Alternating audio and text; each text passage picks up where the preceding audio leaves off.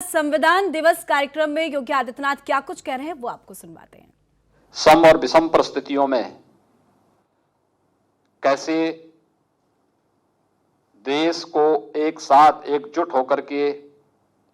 ले चलने की क्षमता होनी चाहिए, यह भारत का संविधान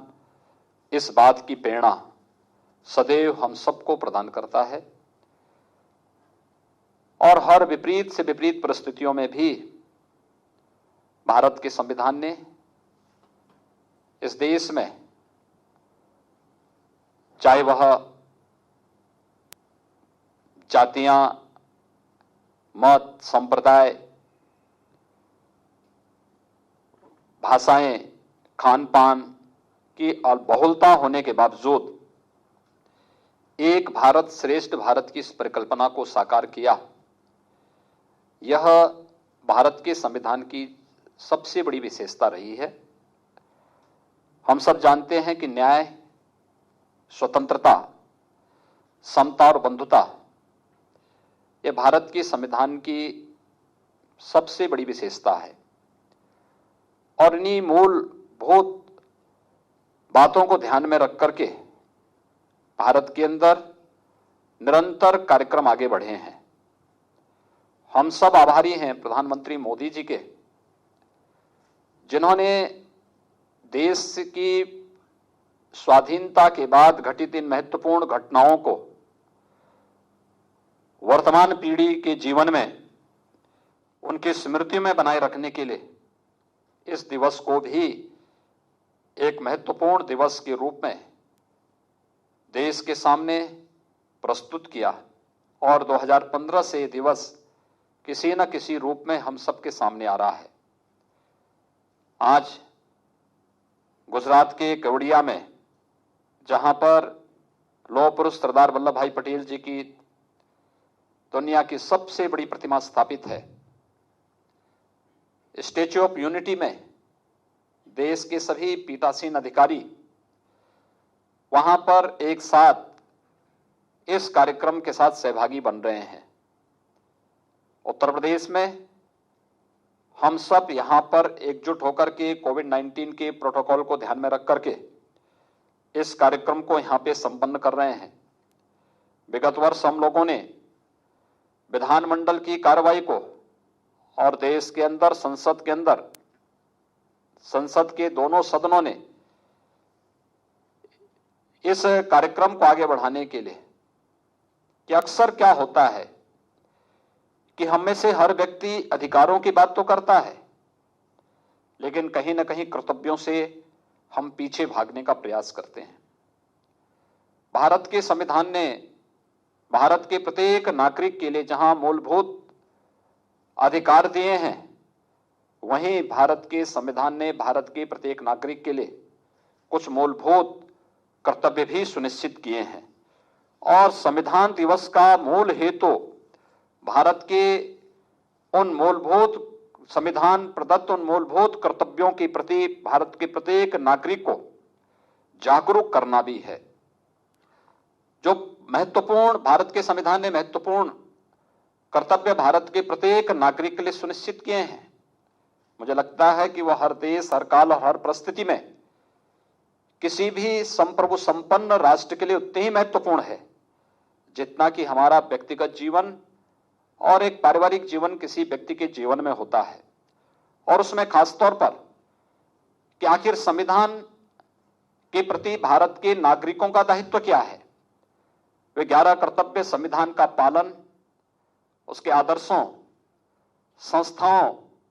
और प्रतीकों यानी राष्ट्रध्वज और राष्ट्रगान का आदर करना, स्वतंत्रता के लिए हमारे राष्ट्रीय आंदोलन को प्रेरित करने वाले उच्च आदर्शों को हृदय में संजोए रखें और उनका पालन करना, भारत की प्रभुता, एकता और अखंडता की रक्षा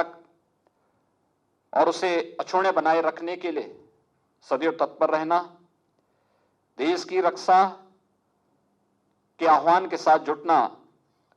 और राष्ट्र की सेवा को प्राथमिकता देना, भारत के सभी नागरिकों में समरसता और समान भातृत्व की भावना का निर्माण करना, धर्म, भाषा और प्रदेश या वर्ग पर आधारित सभी भेदभाव से परे ऐसी प्रथाओं को पूरी तरह त्यागना जो महिलाओं के गौरव के विपरीत हो, हमारी सामाजिक संस्कृति की गौरवशाली परंपरा को के महत्व को समझना और उसका हर हाल में परिरक्षण करना, प्राकृतिक पर्यावरण की, उसके अंतर्गत वन, झील, नदी और वन्य जीव, इन सब की रक्षा करना, उनका संवर्धन करना और प्राणी मात्र के प्रति दया का भाव रखना, वैज्ञानिक दृष्टिकोण अपनाते हुए मानववाद और ज्ञानार्जन तथा सुधार की भावना का विकास करना,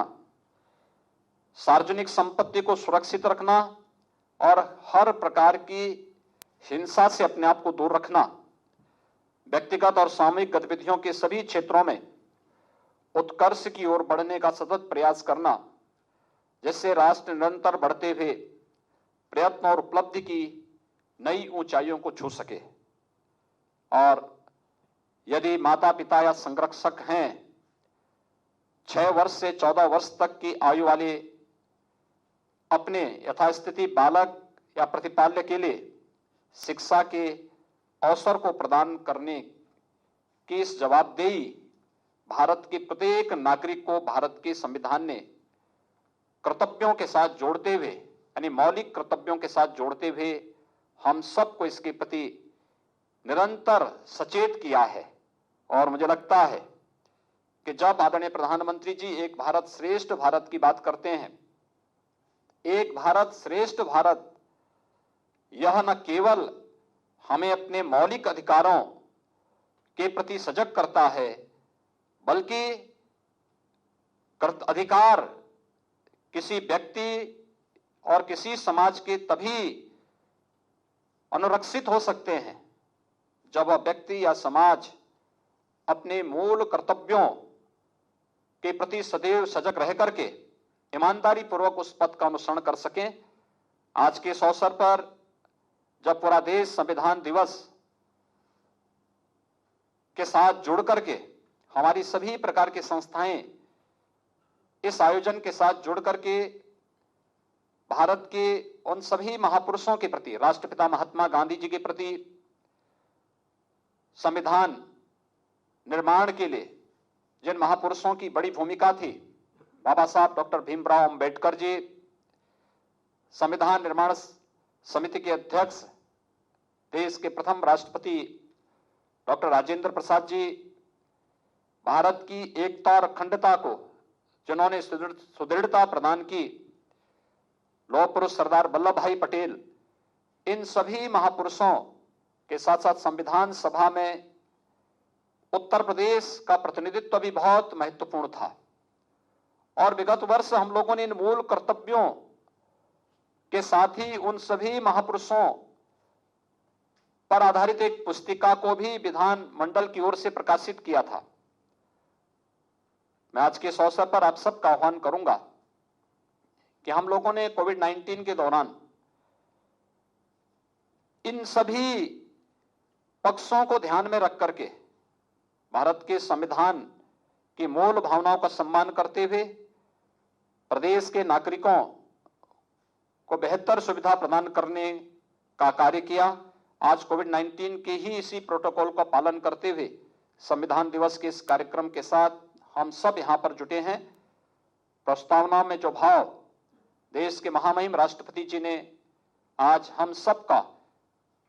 पूरे देश के नागरिकों को इसके प्रति सजग किया है, हम सदैव इन सभी भावनाओं का सम्मान करते हुए आगे बढ़ेंगे। इस विश्वास के साथ मैं एक बार फिर से संविधान दिवस के अवसर पर आप सबके प्रति हृदय से बधाई देता हूं, अपनी शुभकामनाएं देता हूं और विश्वास व्यक्त करता हूं कि हम भारत के संविधान की मूल भावनाओं का सम्मान करते हुए,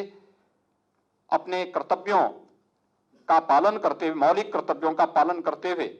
एक भारत श्रेष्ठ भारत की आदरणीय प्रधानमंत्री जी की इस परिकल्पना को साकार करने के लिए हम सब प्राणपण से जुटेंगे। आप सबके प्रति मेरी शुभकामनाएं। धन्यवाद। जय हिंद।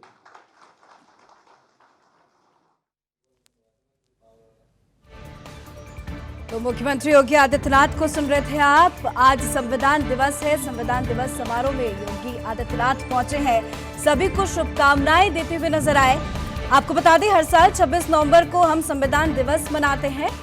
और ऐसे में 26 जनवरी 1950 को भारत का संविधान लागू हुआ था, लेकिन इससे पहले यानी आज के दिन 26 नवंबर 1949 को इसे अपनाया गया था।